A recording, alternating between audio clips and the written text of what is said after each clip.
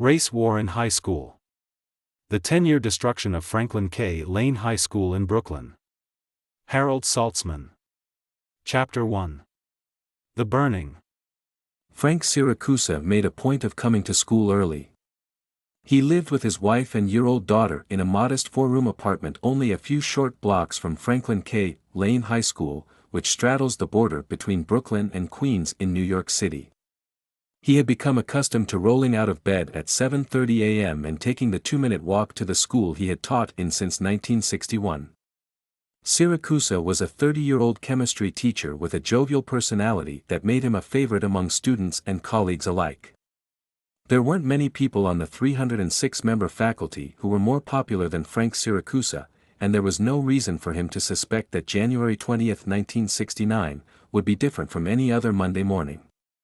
In addition to his duties as a chemistry instructor, Siracusa doubled as the coordinator for school aides, the core of 34 non-professional adults who helped supervise students in the school cafeteria, study rooms, and hallways.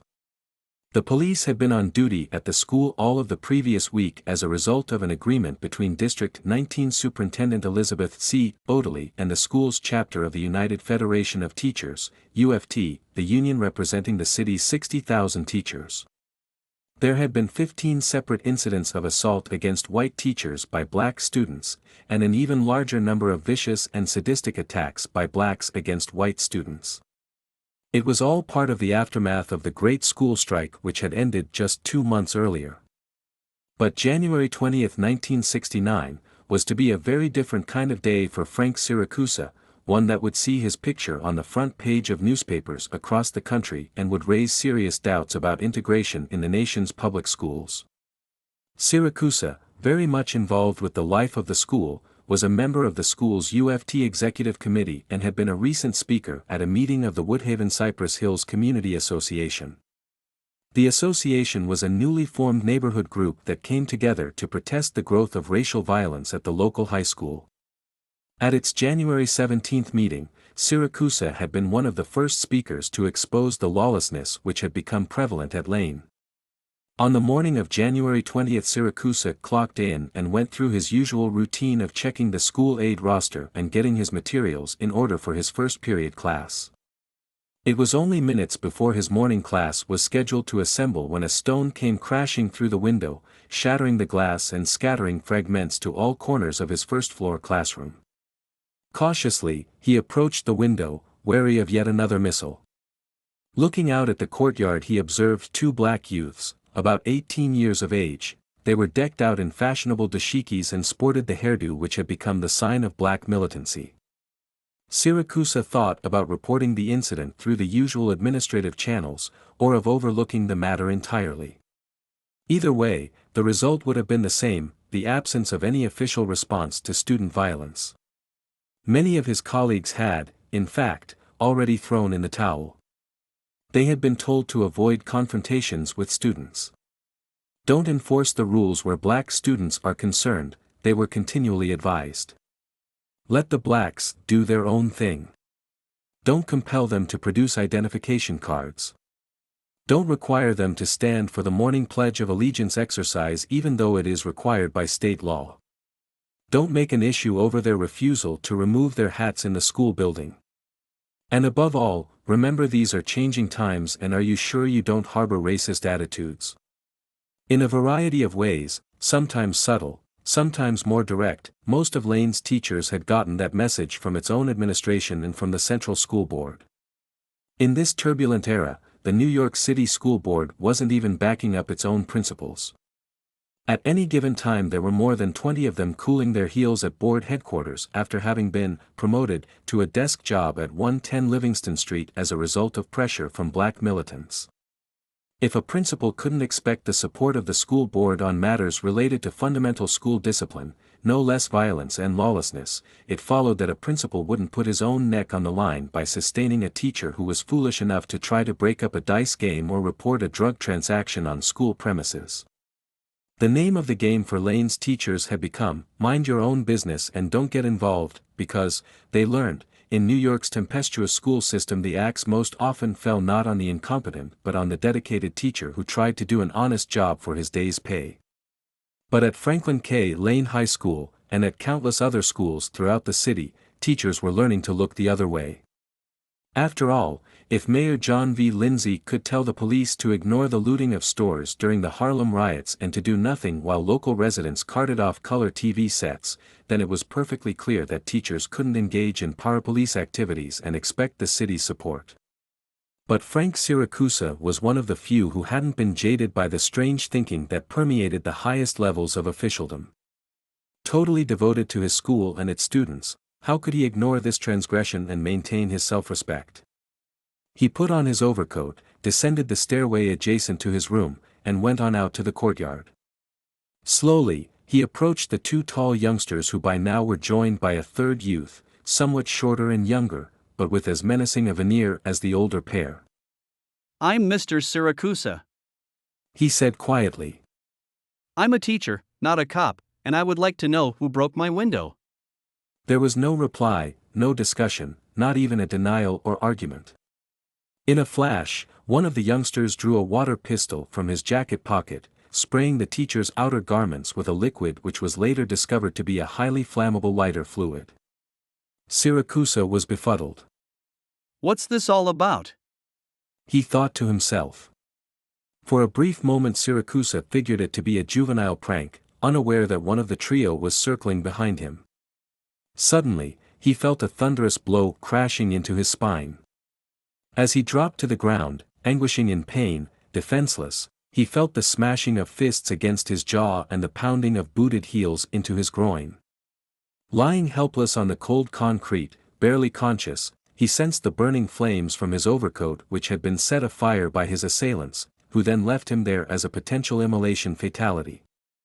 Desperately, he struggled to get out of the overcoat, which was soon fully ablaze.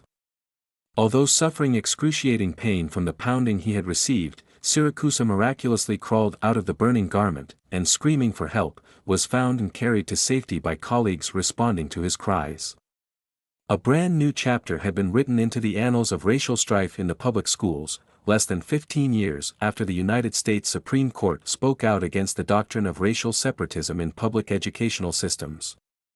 Before the ambulance arrived to take him to the hospital, Siracusa was emotionally overwrought and physically incapacitated. Neither a personal visit by the mayor himself, nor the one by City Comptroller Mario Procaccino, campaigning hard for the Democratic Party's mayoral nomination, nor a special delivery message of condolence by School Board President John Doerr, nor the bouquet of flowers from UFT President Albert Shanker, none of these gestures comforted Frank Siracusa in his moment of grief.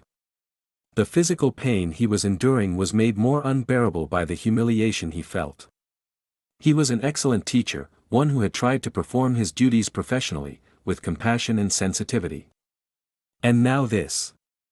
At his bedside at the LaGuardia Hospital in Queens, Mayor John Lindsay expressed his regrets. "Unbelievably outrageous," His Honor announced, while Comptroller Procaccino told the ailing teacher. "Don't worry, Frank, we'll get those." He was wrong, for the perpetrators were never found. But even more outrageous than the burning were the circumstances that had led up to it. If the incident of January 20th was a fantastic occurrence, the road to it was even more unbelievable. Who was responsible? How could this have happened? These were the questions all New Yorkers were asking themselves as Frank Siracusa lay in that hospital bed, he too searching for some explicable rationale for the dastardly crime that had victimized him. The Great School Strike of 1968 had ended on November 19 after 90% of the system's 60,000 pedagogical employees and most of its 1.2 million students had been out for 36 days. What had started the previous spring as a localized conflict had erupted in the fall into a citywide issue when Mayor Lindsay and the Central School Board refused to back up a decision of an impartial board-appointed arbitrator who ruled that Unit Administrator Rhodey McCoy and the local board of the predominantly black Ocean Hill-Brownsville School District had acted illegally, in terminating the employment of 19 union teachers. Throughout the fall of 1968, and even after 2 aborted settlements, the battle raged, in many areas of the city reducing itself to a naked black-white struggle between parents in the impoverished ghettos and the striking teachers. The aftermath of the Great School Strike was almost as bitter. The Afro-American Teachers Association, ATA, claiming in its membership 4,000 of the city's 6,000 black teachers, had actively and forcefully opposed the union strike. The ATA gave over a portion of its office space in Brooklyn's Bedford-Stuyvesant ghetto to its youth corps, the Afro-American Students Association, ASA. From the overworked mimeograph machines at 1064 Fulton Street came a steady stream of diatribe against the union and the terms of the strike-ending settlement, which added 9 days to the school year and extended the regular school day by 40 minutes to provide make-up instruction, enabling striking teachers to earn back the pay they had lost. But the militant black teachers, who had opened up schools and were paid during the strike, and their student compatriots, were hardly about to cooperate with the terms of the agreement. The November edition of the ASA newsletter offered a hint of what was to come. The UFT is coming back. So are we, strong and black. The UFT smiles for they are sly. We won't forget their remarks and let them go by. We now know who is with us and our friends. Those pigs we once trusted and their fiends. Black students will get together and unite.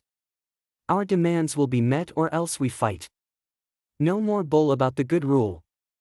Time for us to do something about our school.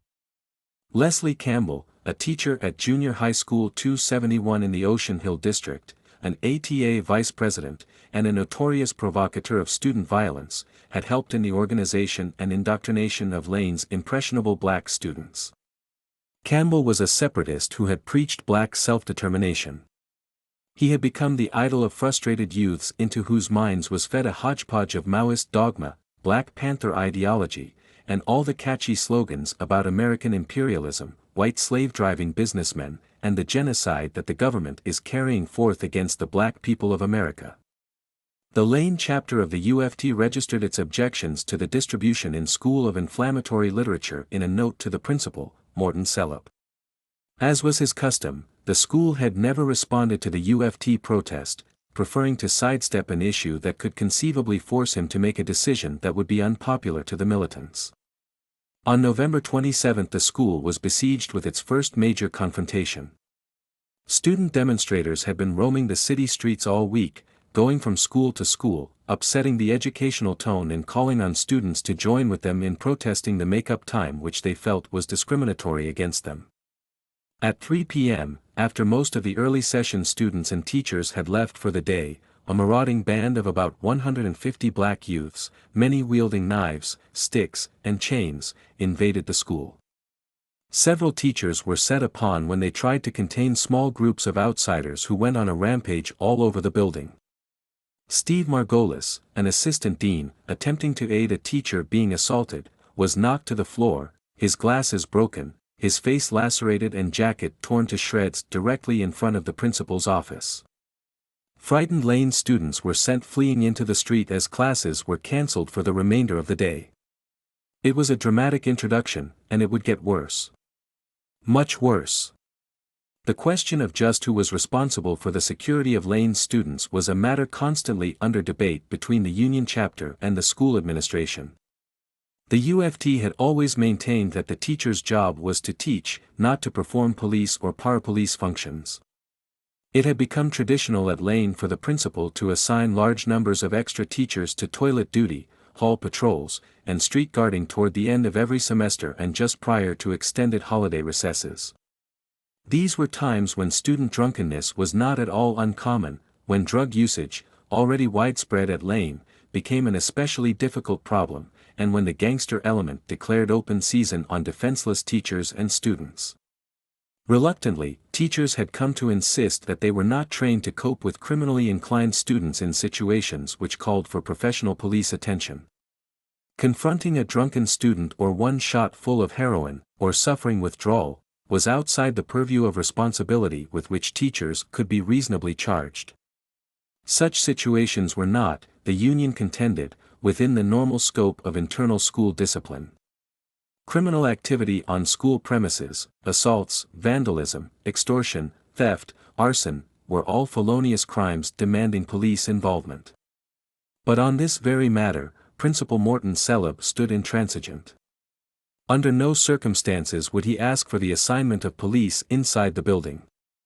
His was the traditional pedagogical view which blindly refused to concede, no matter how overt the evidence, that conditions within a school could be so dangerous as to warrant the presence of police as a deterrent. A week rarely passed, from the delayed opening of school in November to the burning incident in January, in which the UFT chapter committee didn't meet with Celeb, requesting, pleading, finally demanding police protection for students and teachers. The principal could not be convinced. It didn't seem to matter that the school had become a house of horrors, racial fires brightly burning, as well as a haven for a huge drug addict population which preyed on innocent children in the student body, robbing, extorting, assaulting. A top-ranking official of the city's Addiction Services Agency later told a special UFT narcotics committee that there were enough hardcore drug users at Lane alone to require the full-time services of the agency's entire staff. Morton Celeb was not alone in trying to keep the police out of Lane. William Cerrone, captain of the overworked and undermanned 75th Police Precinct in Brooklyn, concurred with the principal. First, he didn't have the manpower to assign patrolmen within the building. But more important to him was the fear that if stationed inside the school, policemen would find themselves in the untenable position of being called upon to make an arrest in a situation that was a matter of routine school discipline. In addition to the school's refusal to have police in the building, there was also considerable confusion as to which precinct, the 102nd in Queens or the 75th in Brooklyn, was responsible for the school's security. With the school located squarely on the county border, half the building on either side, it had been traditional for both precincts to try to evade the major share of responsibility. Lane was both a Brooklyn and a Queens school, with neither community anxious to protect it. Conditions in the school deteriorated steadily all through December. Celeb saw fit to declare a school emergency and assign teachers to patrol duties whenever a rumor of a student uprising came to him. Teachers grew increasingly resentful and demoralized as the school survived on a day-to-day basis with everybody wondering when the final explosion would come. They waited, and talked, and worried. Celeb vacillated and tried lulling his staff into a false sense of security. He also made repeated pleas to the student body, urging them to reject violence and to respect the rights of fellow students to live and learn. But the militants among the blacks had been indoctrinated too well by their adult heroes in Ocean Hill, and Celeb's speeches didn't give the junkies the cash for the next fix. And the alienated youngsters who couldn't read or spell their own names had tuned out a long time before. Soon Leslie Campbell, by this time one of the most controversial figures in town as a result of directing a student charge against a police barricade in front of JHS 271 in Ocean Hill, saw fit to make his own presence felt at Lane. Himself a 1958 Lane graduate, Campbell had more than a sentimental interest in his alma mater. He called for an appointment to see Celeb, and the principal consented. Unexpectedly, on December 11 Campbell appeared at the school. Assistant Principal Peter Tadaro, acting under the instructions of Celeb who was absent, escorted Campbell and his two aides on a tour of the building. Campbell, at this time, was officially under suspense by the school board, assigned to Rhodey McCoy's office, with pay, for allegedly harassing UFT teachers. He was later absolved of any wrongdoing and reinstated. His visit to Lane was well planned. To the teachers of Lane and to the most fair-minded New Yorkers, Leslie Campbell represented the most extreme fringe of the black movement. A 6-foot, 7-inch hulk of a man, he was immediately recognized by members of the faculty as he proceeded on his red carpet tour of the school. From time to time one of the trio would stop to open a classroom door and snap a picture of the teacher. A wave of fear went rippling through the school, and as if by some prearranged signal large numbers of black students began congregating in the first-floor lobby. The school soon hummed with activity, pushing, shoving, students ignoring the instructions of teachers who were trying to clear the halls. Then, as if it had all been planned in advance, the blacks headed for the exits. There was a mass exodus of students and in a matter of minutes most classrooms had only a fraction of the register actually present. There was no doubting the demonic influence wielded by Leslie Campbell over Lane's black students. Episodes like the Campbell incursion helped to contribute to the racial polarization that was rapidly dividing the school. The whites were becoming increasingly frightened as the violence became more and more racially motivated. Legitimizing the black rage instead of constructively channeling it was the Afro Culture Organization, the on-campus pseudonym for the Brooklyn-based Afro-American Students Association, which was prohibited from organizing in the schools. The new Black School Club came under the direction of two black teachers who had taken militant anti-union stances and who readily identified with the credo of the ATA. It was impossible to know exactly what went on behind the closed doors of the student meetings. On one occasion Leslie Campbell was the guest speaker. Once they distributed leaflets in the school calling for the black brothers and sisters to come to their meeting to demonstrate their black unity. White students did a slow boil as they tasted the bitterness of discrimination based on race. On yet another occasion, William Schmidt, a school aide who from time to time had been the only white person to attend the club's meetings, was told by one of the faculty advisors that he was no longer welcome. No reason was given for his exclusion. Tension, fear, and distrust continued to build during the month of December, with seemingly nobody able or willing to put the school back together. Conditions reached a fever pitch during the last week of school prior to the abbreviated Christmas recess. The extended vacation was cut short to provide make-up instruction time. On December 18 an attractive young teacher was molested by a black youth after she had dismissed her class. In her official report of the incident, she wrote, "A matter of 2 minutes passed between the leaving of my students and the point where I walked into the storeroom. He followed me and grabbed me from behind around the throat. I felt that I could not breathe. He pulled me to the floor, he on top of me, pulling tighter and tighter against my throat. At this point, I had no breath and the pain in my throat was unbearable. I started to black out. I then became hysterical, throwing anything I could put my hands on, kicking, fighting, and yelling, 'Please don't kill me.' During the fight the boy had ripped off my chain belt, torn my stockings to shreds. Blood was pouring out of my mouth and all over my clothes. The extent of the rape, I could not tell, as I was only semi-conscious the entire time. The only thought I had was that of losing my life." The teacher never returned to Lane. Her career in the New York City public school system was over, she decided. The situation in the school had by mid-December become intolerable. The deterioration was complete. Nobody was safe as gangs of black youths, many wearing the berets and insignia of the Panthers, roamed the halls, ringing fire alarms, breaking windows, setting fires, and assaulting any white youth who dared go into a lavatory or any other part of the building that was not under the supervision of an adult. Now on a daily basis Lane's UFT representatives appealed to Saltzman, and in a letter of December 23 the principal was asked, how many more of Lane's teachers and students must be sacrificed, vilified, assaulted, molested, before the administration recognizes that its policy of keeping the police out and bringing the Leslie Campbells in is contributing to the prevailing anarchy in our school. As usual there was no response from the principal who had, by this time, lost any semblance of control of his school. Among the numerous incidents that shocked the staff during those December weeks was the ugly unprovoked attack by 5 black girls against a young white girl. The hideous assault occurred in the auditorium, which was being used as a study hall due to the shortage of classroom space. Brutally attacking their victim, laughing and chanting, they stripped her of her clothing from the waist up. Viciously and sadistically they punched her in the face, and left her lying there helpless, half-naked and hysterical. Her only crime, the color of her skin. Inaction and permissiveness at the top resulted in abject resignation and apathy on the part of many teachers who had come to view the situation as hopeless. It was becoming all too clear that Saltzman wouldn't move, and it was only at this point that I, as the school's UFT chairman, came to the conclusion that as teachers we had some moral duty to initiate a void-filling program in behalf of our students and ourselves. A stunned administration had proven itself unwilling and/or unable to act. The teachers would have to fill the vacuum.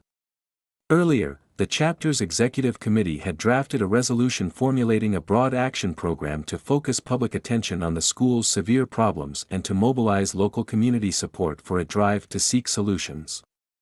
In a December 19 memorandum to the chapter council, executive committee, I wrote, the council, as a duly elected and representative body must act now. A safe educational atmosphere must be restored to Lane, and we must be prepared to take those steps necessary to bring this about. If there is anything a public school administrator dreads, it is publicity that shows his school in a bad light. To administrators of the public schools, newspapers are anathema, and it is customary for them to try to keep their dirty laundry within the school.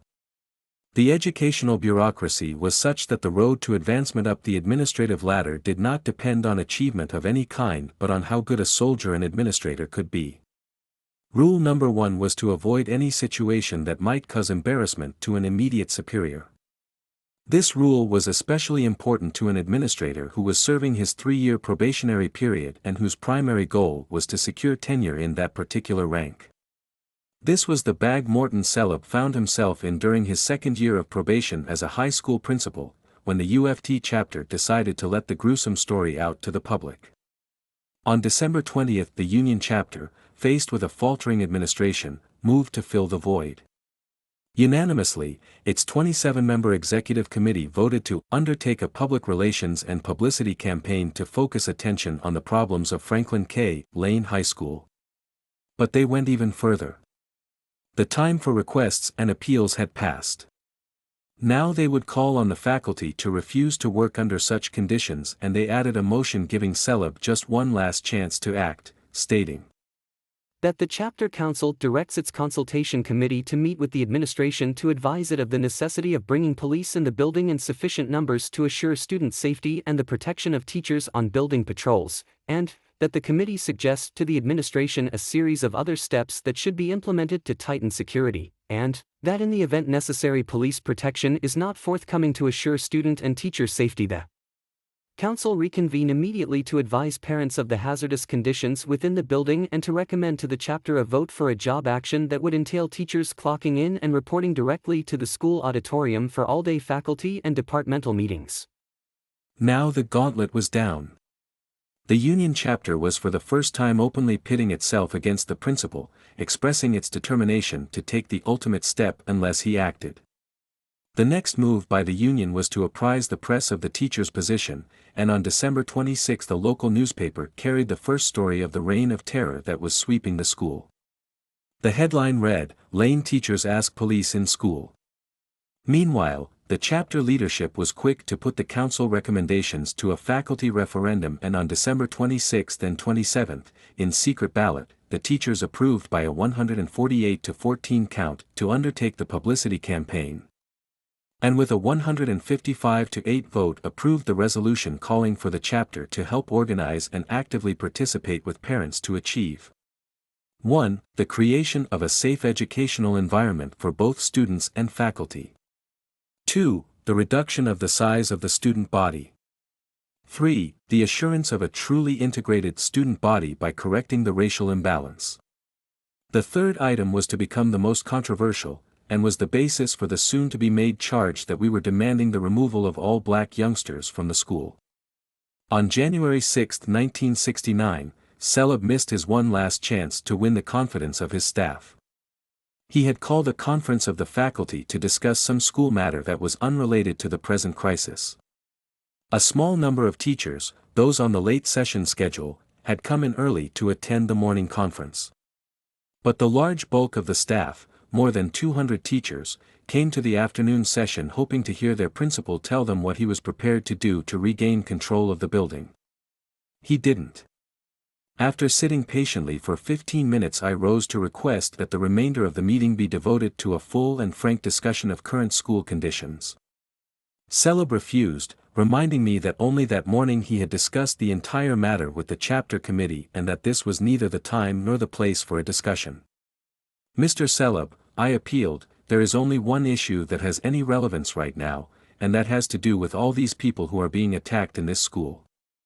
I repeat, Mr. Saltzman, this is not the time or the place, and I'm asking you to sit down, came the principal's reply. 200 teachers watched. Who would back down? "Mr. Selub," I began again, "as the elected representative of this faculty, I have a commitment to every teacher in this room. I will not sit down and be part of a business as usual meeting while students and teachers are being assaulted here every day. Celeb's face reddened. He couldn't tolerate this sort of challenge in front of his whole staff. Mr. Saltzman, I am asking you for the last time, please sit down. I refuse to allow you to use my meeting as a public forum, was his final retort. It was a confrontation neither of us wanted, or expected. Privately, our relationship had been a good one, and even when we disagreed we were honest without overreacting on a personal basis. But now I was putting him on a spot in front of his faculty and our relationship would suffer because of it. There was only one thing to do to end the deadlock. I picked up my briefcase and overcoat and walked out of the meeting.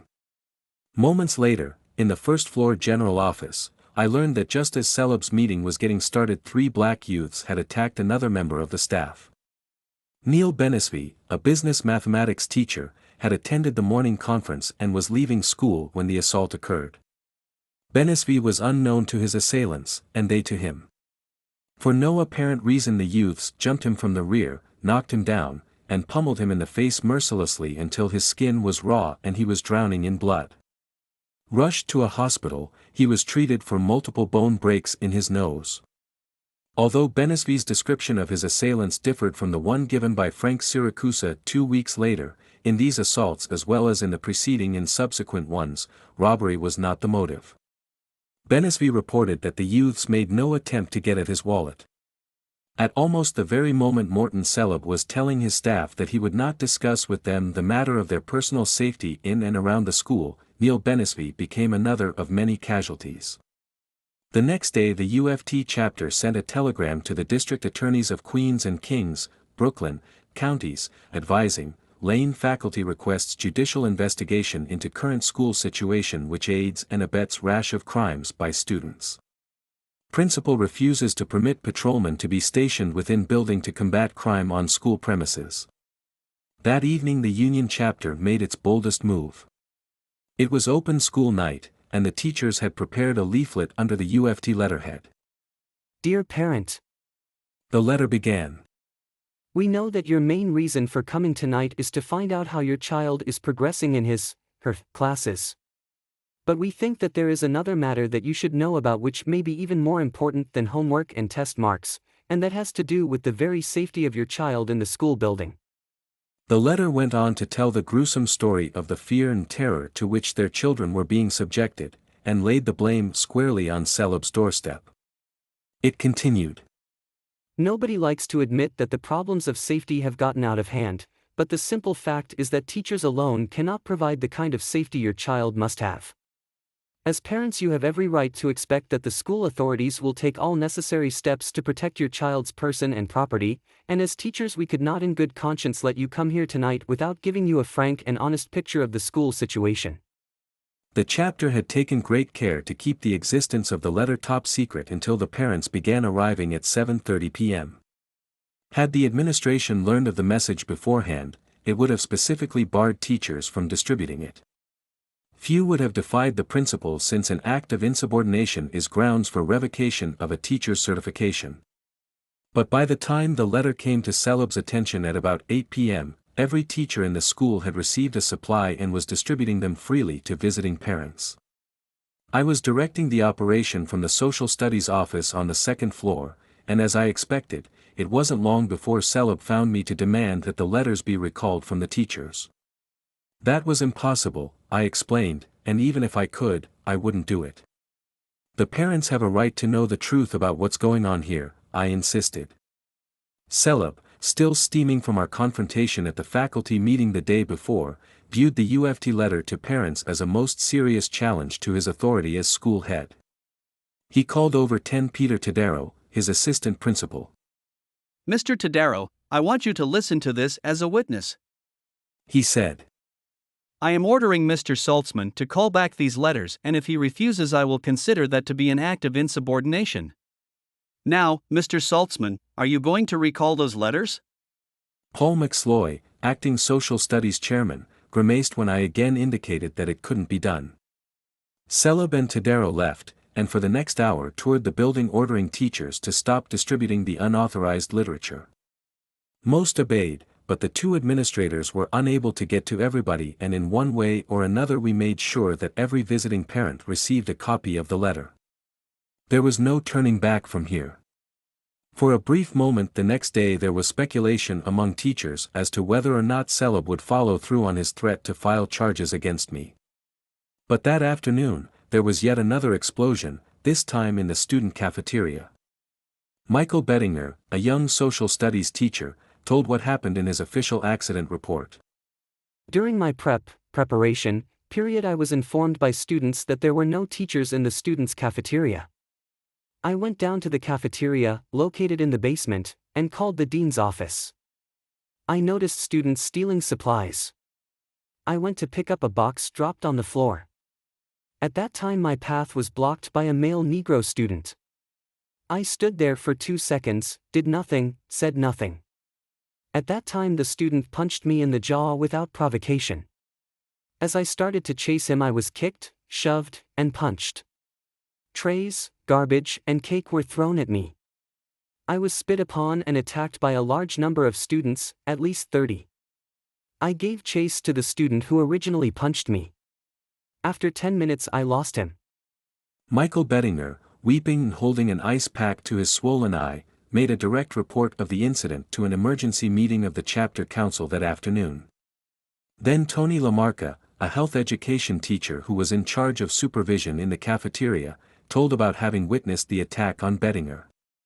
Lamarca was a stalwart on the faculty, well liked by the students. But on this day, visibly shaken and on the verge of tears, he blurted out the rest of the story of how he tried to apprehend Bettinger's assailant.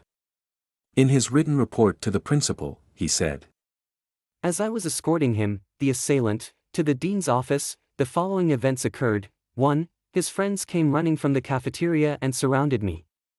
2. As they surrounded me they began taunting and shouting at me, "White motherfucker, what are you going to do now?" Lamarca told of just barely being able to escape from the hostile mob, and tears rolled down his face as he told his colleagues. And these were kids I've known for a long time, kids I have in the gym and with whom I thought I had a close rapport. But out there, it was like I was a perfect stranger to them. All that seemed to matter was that they were black and I was white. Celeb knew that for the council this was the last straw, that it would vote to recommend a job action, and that the faculty would sustain that recommendation. He realized, too, that the only chance to head off such a move was to come directly to the council and make a personal appeal using his own persuasive powers. Celeb was gambling, putting his own prestige on the line. He waited in his office as the debate within the council proceeded on the question of whether or not to grant the principal permission to address the body. Feelings against the principal were running high, and there was a good deal of opposition to the proposal. But shortly after 4 p.m. Celeb was notified that his request had been approved. For 20 minutes he appealed to the council, cautioning against hasty action, which, he thought, would make matters worse. In the exchange that followed various council members lashed out at him, accusing him of malfeasance and neglect of duty. Morton Celeb felt the full force of the antagonisms that had been building against him for his wavering approach to the catastrophe which had beset the school. He returned to his office knowing that he had failed to sway the council and that it would vote instead for a job action. In the meantime the press had been advised of the possibility of a vote for a work stoppage. Several newspaper articles had already been written about the school's troubles, and word of a teacher walkout whetted the appetites of story-hungry reporters. They waited downstairs with Celeb as the strategy and tactics of the chapter action were planned. The presence of the UFT High School Vice President, George Altamari, himself a member of Lane's faculty, was a welcome assistance. Several members were advocating an immediate walkout, but Altamari, well schooled in the art of bargaining, explained that the only thing better than a strike was the threat of one. It's easy to wave a red flag and be a hero when everybody is reacting emotionally. He chided. But that's not responsible leadership. In the end the body voted for a more moderate program, establishing a timetable, setting forth specific demands, and giving Celeb and the school board a chance to improve conditions. The resolution read: That a referendum be presented to the full chapter on Thursday, January 9, 1969 with the Council recommendations, and that all referendum ballots be counted by the Council Elections Committee at 3 p.m., and in accordance with the results. 1. At 7:40 a.m. on Friday, January 10, 1969 we apprise the principal that the faculty will consider Monday, January 13, 1969 to be a non-teaching day, and 2. That all teachers clock in at 8:40 a.m. on Monday, January 13 and report directly to room 230 for a faculty conference during which time arrangements shall be made for professional improvements. 3. That we continue this same program each day until such time as the proper protective measures are taken so that we are able to assure student and teacher safety. At 6 p.m. on January 8, Celeb was given the news.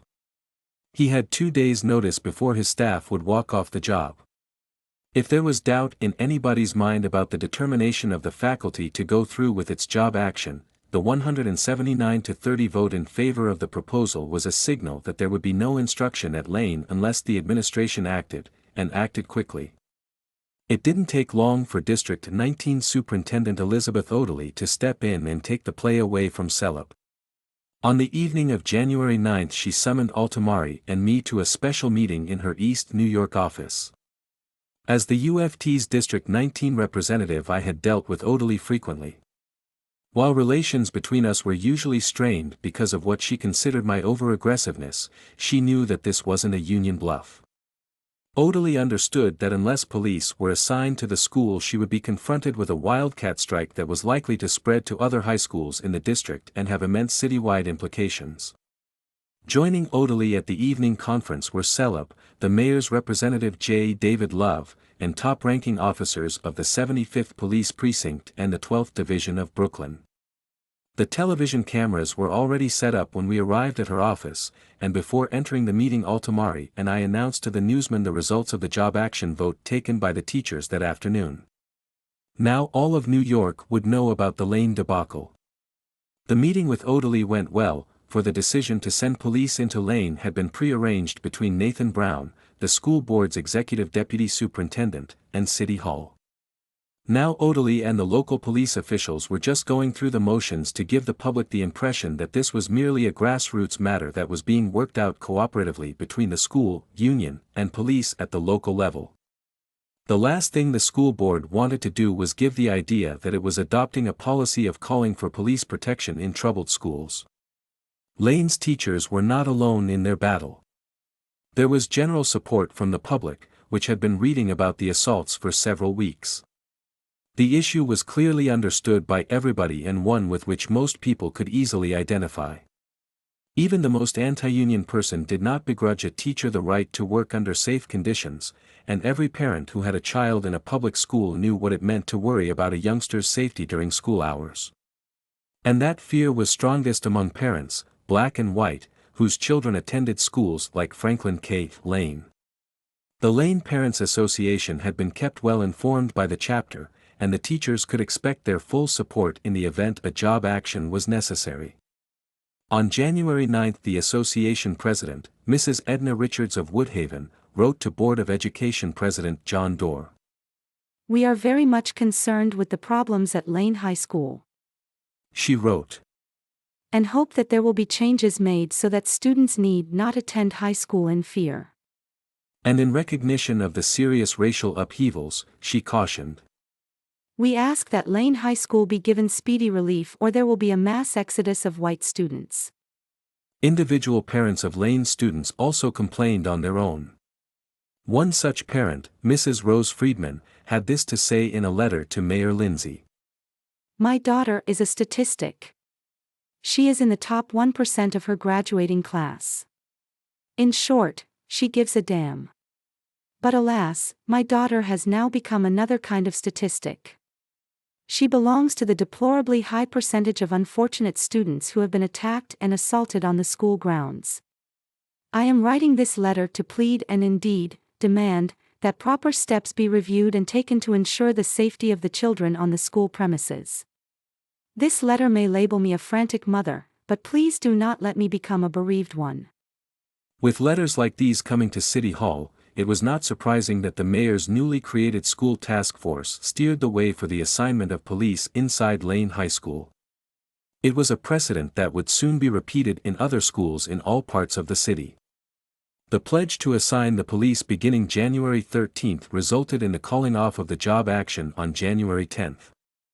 Shortly after, Altamari and I, accompanied by council members Mark Smith and Seymour Cohen, signed a written statement in Odelius' office. The school board was following a policy of granting more and more powers to local superintendents and community boards. Even though the central board had always insisted on a contractual provision with the union prohibiting negotiations or agreements at the local level, here was a time they actually encouraged it. For them it was a good precedent, giving de facto authority to local superintendents.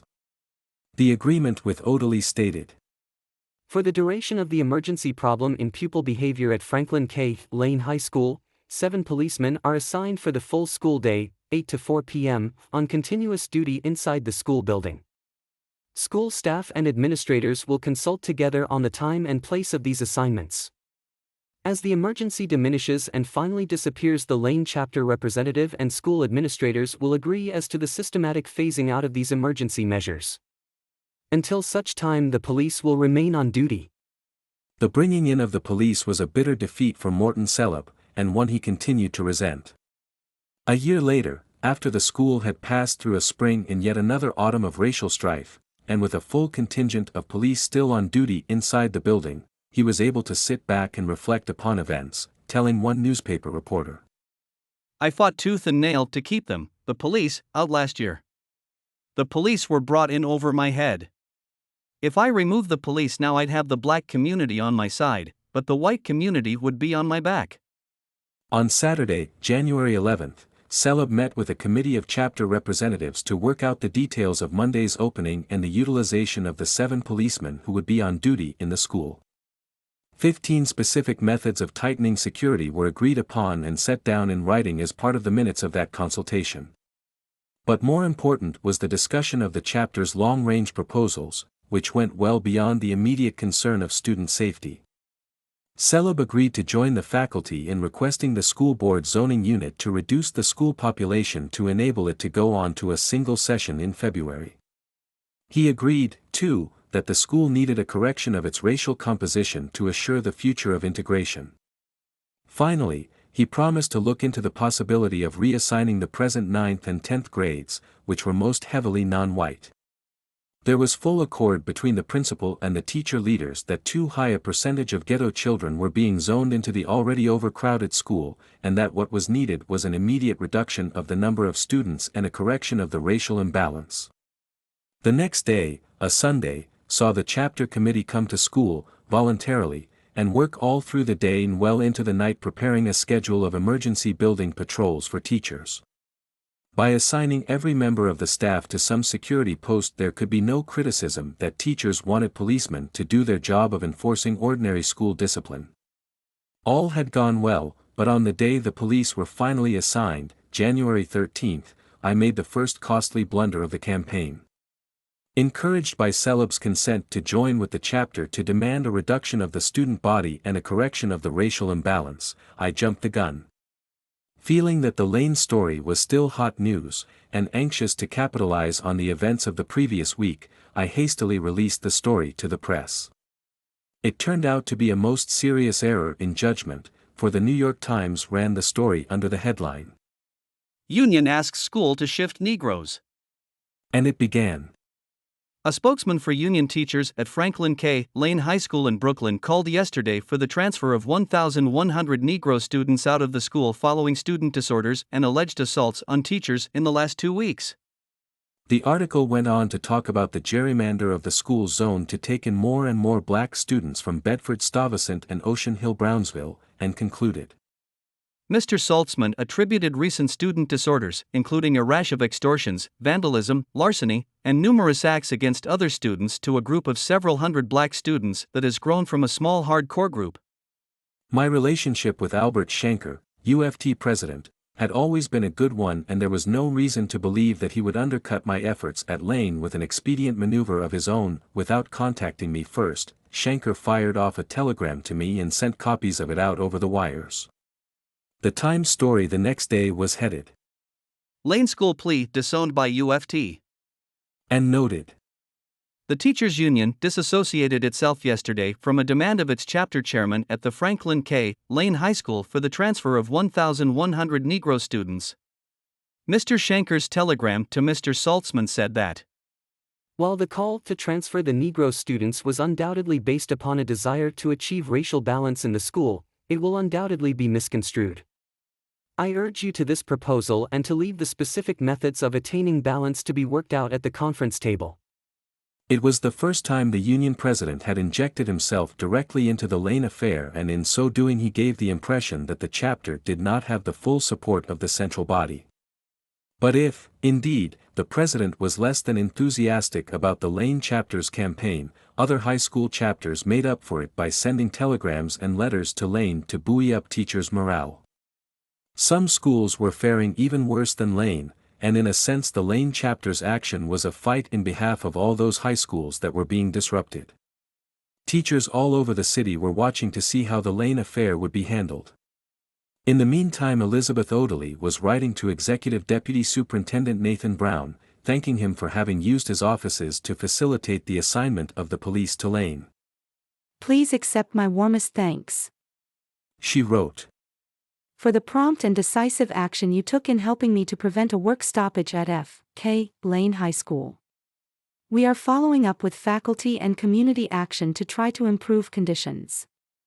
On January 18, 2 days before the burning, John Lindsay saw the opportunity to kill two birds with one stone. He had been under tremendous pressure to take action against black militant teacher Leslie Campbell for his reading of an anti-Semitic poem during an interview on a local radio station.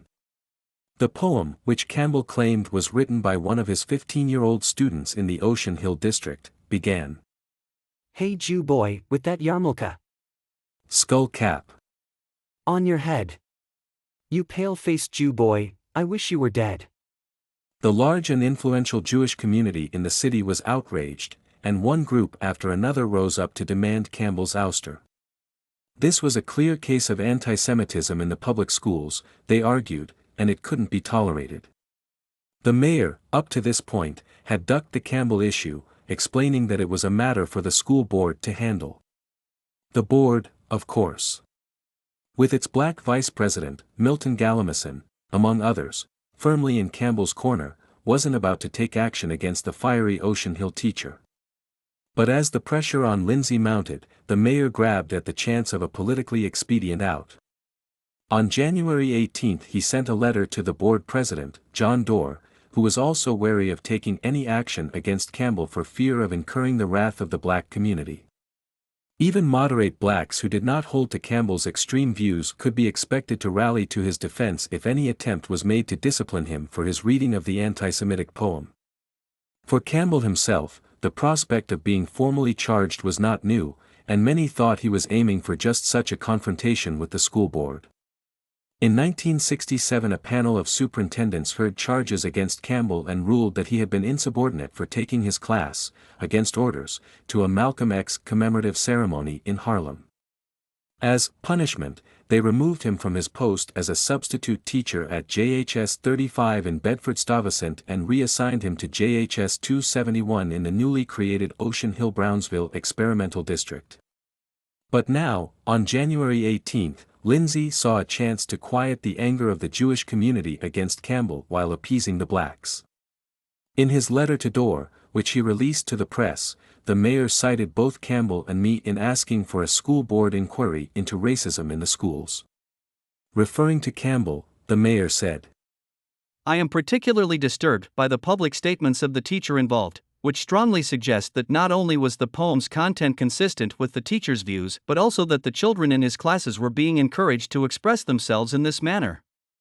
The mayor then cited my own alleged demand that 1,100 black students be transferred out of Lane. The request, though not explicitly defamatory in its wording, was nonetheless regrettable.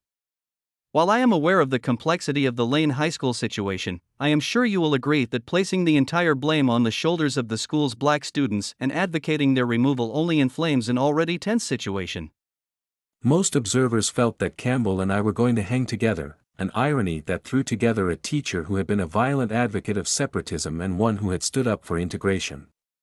But the exigencies of the moment called for a politically viable solution, and the mayor chose the path which to him seemed to offer the least resistance. On January 19, the day Lindsay's letter to Dorr hit the press, and just 24 hours before the Syracuse burning, I responded to the mayor's charge with a public telegram of my own. I called attention to the fact that both Celeb and the Parents Association president had concurred with me in separate letters or public interviews that there must be relief of the severe overcrowding in Lane, and that the racial imbalance had to be corrected if the city was serious about its commitment to an integrated society. In concluding, I said, no smear tactic by the mayor's office will convince the public that the Lane High School UFT chapter, the principal, and the Parents Association president are of the same mold as Leslie Campbell. One can only speculate about what might have happened had the burning not taken place the very next day. This was the third time in as many weeks that I found myself out on a limb only to have some unexpected tragedy occur to divert attention from me. There had been the heated exchange with Celeb at the faculty meeting, which took place at the same time Neil Benesby was being mauled. Then there had been the insubordination threat on open school night, which was followed the very next day by the assault on Michael Bettinger and the subsequent faculty vote for a job action. But it appeared now that the school board, at the very least, would transfer me to another school, using the threat of formal charges as the alternative to my consenting to leave quietly for an assignment elsewhere. Some of the best schools in the city were full of teachers who accepted this punishment rather than fight the board. But any chance of the school board attempting such a political move was laid to rest with the first radio reports of the burning on the morning of January 20th. It was a new ball game, and if Albert Shanker had any thoughts of not supporting the Lane chapter, he quickly reversed his field. Learning of the morning's events, he immediately wired the mayor. We are shocked by your attempts to equate the efforts of Harold Saltzman with the anti-Semitic and racist activities of Leslie Campbell. The horrifying incident which occurred at the school today is an example of the kind of problem aggravated by such overcrowding. It is only one of a dozen incidents which have occurred at the school during the past 3 weeks. However, Mr. Campbell's activities include precipitating a riot in Ocean Hill, Brownsville, in which a pitched battle with police ensued, and making anti-Semitic remarks on television and radio. Your effort to tie two very distinctly different situations together was most unfortunate and should be condemned. With this final blast, Shanker made sure to tie in the demonstration district he had been at war with for 9 months. Soon the mayor was jumping on the Lane bandwagon, coming to the school's defense and forgetting about his request for an inquiry. First, a city hall spokesman said Lindsay had asked Police Commissioner Howard B. Leary for a personal report on this incredibly outrageous incident. The following day saw the mayor pay a personal visit to Syracuse at LaGuardia Hospital, saying, "It was a horrendous incident which cannot be tolerated." Even Mario Procasino, running hard for the Democratic Party nod to oppose Lindsay in the November mayoralty election, came to the hospital, only to miss the TV cameras which had left after getting his honor filmed at bedside, in time for the 6 o'clock news. School Superintendent Bernard Donovan made his first visit to the school on January 20th to confer with Celeb. Afterward, he told waiting reporters, who by now were swarming all over the building, "The school is terribly overcrowded. When the register should be 4,000 and you have 5,600 kids, that creates problems." Nobody bothered to tell the district superintendent that her own superior, Donovan, had come to the school, and feeling her own authority undermined, Odalie rushed over after the superintendent left and let everyone know just who was in charge of District 19 schools. She made no attempt to conceal her anger at Celeb for not apprising her of Donovan's visit. Odalie was still seething over Donovan's sabotaging her efforts as superintendent of the MES program in 1967. Meanwhile, Albert Shanker was holding another press conference at the union office, using the occasion to strike out at the board's decentralization plan. He talked about Celeb's refusal to call in police even after repeated acts of violence, and attributed this to the principal's fear of angering black militants who could force him out of his job if the board's decentralization proposal were adopted by the state legislature. Brilliantly, he bound the Lane debacle to JHS 271, the hotbed of extremism in Ocean Hill. We may ask that Franklin K. Lane be closed, Schenker said. if the violence appears to be organized from within as it was at JHS 271. But not wanting to leave the impression that he would take a hard line, he quickly added. No one wants a strike. Everybody has had enough strikes for a while.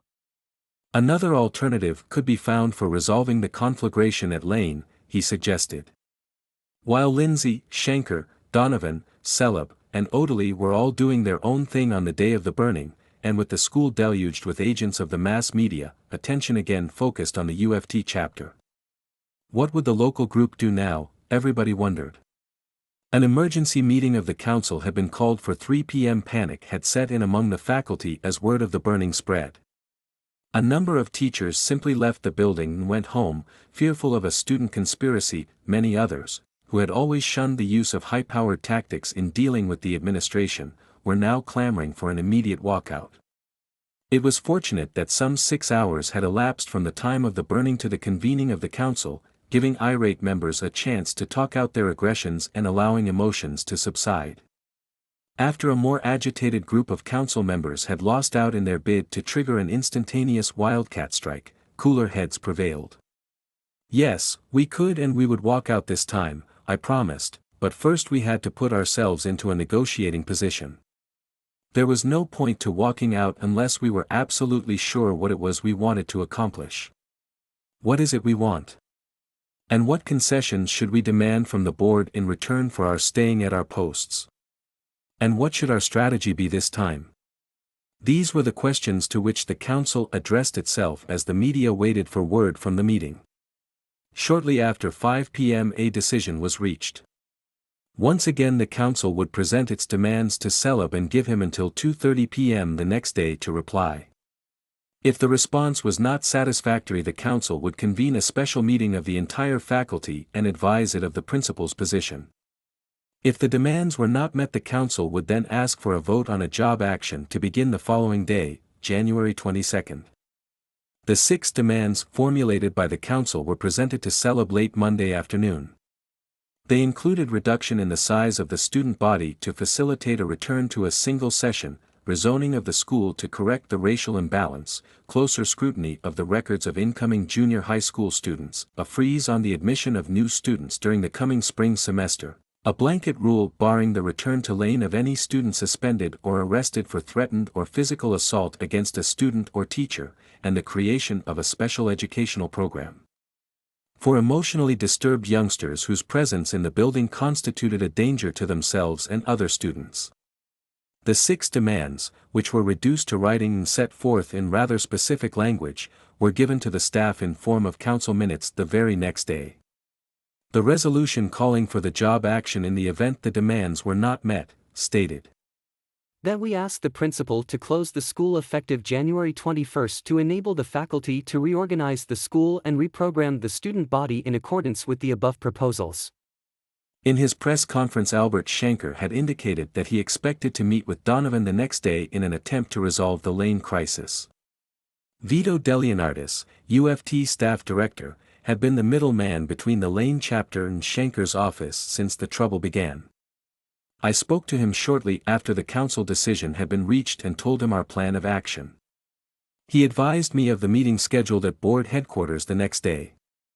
George Altamari would join Schenker at that meeting with Donovan, and I was to maintain close telephone communication with him to keep abreast of the proceedings there. It was possible, according to DeLeonardis, that the settlement we were looking for would have to be worked out locally at the school if Donovan refused to commit himself. The minutes of the council meeting, complete with the demands and job action resolution, were already in the teachers' letterboxes when they arrived Tuesday morning. Student attendance was especially light due to the general fear stimulated by the burning. Schenker phoned me at about 10:00 a.m., before leaving for his meeting with Donovan. What do you have to get to keep things going out there? He wanted to know. A temporary closing down, at least for the rest of the week, and a reduction in the student body to get back on a single session next term, was my reply. I'll do my best. Schenker promised. But I don't know if Donovan will buy it. You may have to get it out of Celeb and Odely first. The mayor is coming in on it, too, and that should help. I knew I was on my own. Everyone knew that something had to give by 2:30 p.m. on January 21st. Shortly before noon a luncheon conference was convened in Celeb's office. Bringing together the principal and his assistant, Peter Tadero, Daly and her executive assistant, Frances O'Connor, and the District 19 Community Relations Coordinator, Edward Cassane. But the most important participant of all was the man who would crack the standoff 3 hours later, the mayor's own personal representative, J. David Love. They would be calling for me shortly, I was told. That call came at about 1 p.m. and I asked the other committee members to hold themselves in abeyance in the event I needed their assistance. For the time being, at least, I preferred to carry the ball alone. This was a one-shot deal, and a wrong word, even a facial expression, could upset the whole apple cart. It was a situation that required strong discipline and a single-minded purpose. Inside the principal's office the atmosphere was tense. While Celeb tried to conceal his own uneasiness, Daly's trepidation was very much in evidence. Love sat back, watched, and listened. The district superintendent didn't waste any time getting right down to the business at hand, addressing herself to the chapter's demands. I had begun by removing my wristwatch, placing it on the table before me, and pointing out that I had exactly 90 minutes before I was due at a faculty conference to report the results of the meeting and conduct a vote on the chapter resolution they had before them. Odely rather quickly consented to the demand that student assailants not be returned to Lane. Within half an hour agreement was reached on several of the others, with certain contingencies and modifications which did not weaken the effect from the teacher's viewpoint. In the meantime, Altamari had called from the board to tell me that the meeting with Donovan was over and that he had consented to neither of the major demands. Schenker was right.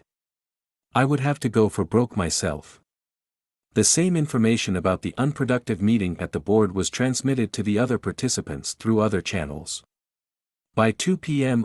Daly and Celeb had even agreed to close the school for the remainder of the week, but as a matter of protocol we had to leave the announcement to Donovan and not specify publicly the exact number of days the school would stay closed. But the big hang-up came over the question of the single session for the new semester scheduled to begin in less than 2 weeks. Yes, they would allow a single session, but it would have to be with a register which even after mid-year graduation would be about 5,000.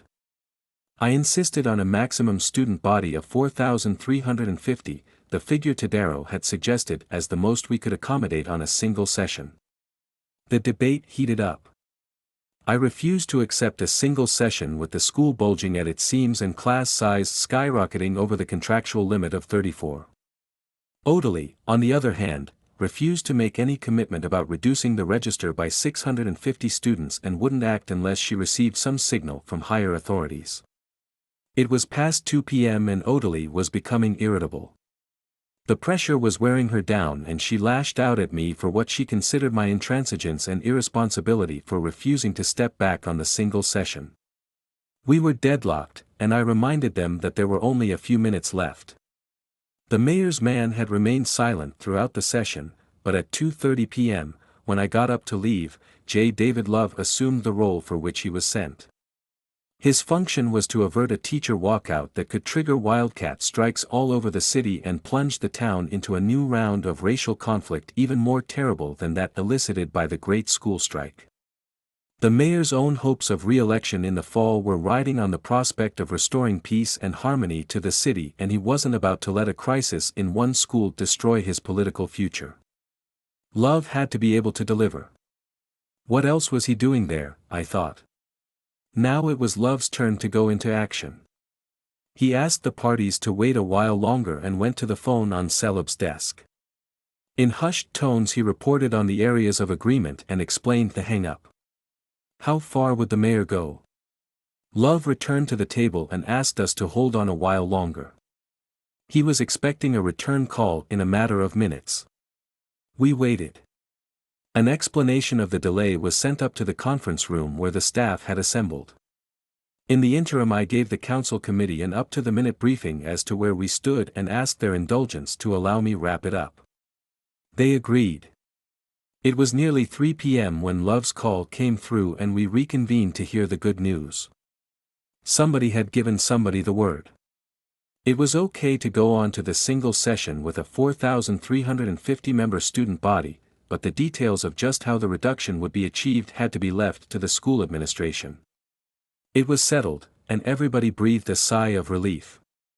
The rest of the chapter committee joined me, and together with Love, Celeb, and Odalie's representative, she left when Love came through with the news. We went over the 7 areas of agreement, point by point, beginning with the closing down of school the next day. By 3:30 p.m. the meeting was over with everybody shaking hands and saying how good this would be for the school and how maybe now we could all get back to the business of education again. The faculty roared its approval when the terms of the agreement were read off. As a bonus, we would retain all of our teaching positions, and 26 instructors who would have normally been excessed as a result of the contraction were allowed to keep their jobs for the remainder of the school year, at least. The settlement delighted the staff, and this was their first moment of gaiety since the beginning of the term. The exact role played by John Lindsay in bringing about the settlement remains a mystery. That there was a round-robin telephone network connecting City Hall, 110 Livingston Street, and Union headquarters on Park Avenue South is not in doubt. But there remains the lingering question as to whether Donovan, or perhaps Dorr, gave the actual go-ahead, through Lindsay, to drop or transfer 650 students from Lane's roles, or whether Lindsay's newly created school task force, either with or without the mayor's knowledge, took it upon itself to usurp official Board of Education prerogatives. At least one prominent New Yorker with reliable contacts at both City Hall and board headquarters believed in the usurpation theory. Paul Parker, a crack reporter for WINS Radio News, did a series of broadcasts several months later revealing the circumstances surrounding the creation of the mayor's school task force. According to Parker's report, secret memoranda were dispatched by Louis Feldstein, the man the mayor had tapped to head up the project. Feldstein's confidential master plan, which was supposed to be restricted to a few upper echelon aides, was designed as an undercover operation to bring about resolution of nasty school problems which the clumsy school bureaucracy couldn't handle. It was conceived on the assumption that a major shortcoming of the school system was the disinclination of top administrators to exert leadership and exercise responsibility. Time and again there were confrontations and breakdowns in communications because administrators at all levels passed the buck, and in the bureaucratic maze that characterized the massive school system there was always somebody to pass the buck to. The mayor had reached the conclusion that since he was usually blamed for such breakdowns by a public that didn't understand how the intricate school system operated, he should be able to send in his own people to try to avoid the kind of catastrophe that might have developed if the Lane faculty had pulled off its planned walkout. If the mayor and/or his task force aides had made a grandstand play, Celeb and Odalie weren't quibbling about technicalities. They weren't at all concerned about where the authority came from. Official word from City Hall was every bit as good as a directive from the superintendent, at this critical juncture. What is still unclear is whether or not Donovan and/or Dorr were involved in any way. It should be noted that at no time subsequent to the agreement did either the superintendent or the board president make any public statement about interference from the mayor's office. Even the vice president of the board, Milton Galamison, did not raise the question of City Hall involvement when he came to the defense of the 678 suspended students in whose behalf a civil liberties suit was soon to be filed in federal court. The next day Lindsay commented on the agreement, calling it a gratifying step forward, and praising Donovan, Shanker, and Celeb for this effective resolution of the difficulty. And Albert Shanker had equally complimentary words for the mayor. "We've criticized Lindsay at times," he said. "but this time he used his good offices to avoid an explosive situation." And the January 22 edition of the Union newspaper observed that President Shanker announced his public acknowledgement of the very great help of Mayor Lindsay, who saw the dangers of the situation in arranging for a breathing spell in the volatile situation. But for Lane and for Lindsay, it was only the beginning.